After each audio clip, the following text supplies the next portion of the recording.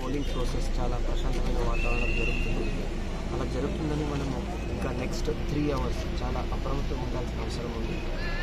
ఇప్పుడు శ్రీకాకుళము, అదేవిధంగా ఇప్పుడు మన్యం జిల్లా, నెక్స్ట్ విజయనగరం అండ్ అనకాపల్లి కూడా విజిట్ చేయడం జరుగుతుంది. ఓవరాల్ మన రేంజ్ పరిధిలో ఏఎస్ఆర్ జిల్లా మారుమూల ప్రాంతాలు కానీ లెఫ్ట్ వింగ్ ఎక్స్ట్రీమిజం ఎఫెక్టెడ్ ఏరియాస్లో కూడా ప్రశాంతమైన వాతావరణంలో ఎలక్షన్ ప్రాసెస్ జరుగుతుంది.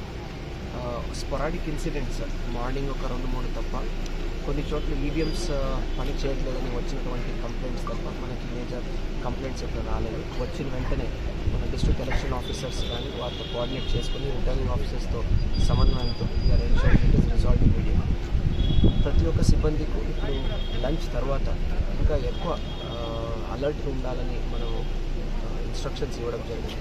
ప్రతి ఒక్కరు చాలా అప్రమత్తంగా ఉన్నారు. Hopefully will be more alert. ఏదైనా పబ్లిక్ ఇబ్బంది ఉంటే వెంటనే they can ask the nearest police personnel ఎవరైనా ఉన్నారో వారికి హెల్ప్కి అడగవచ్చు.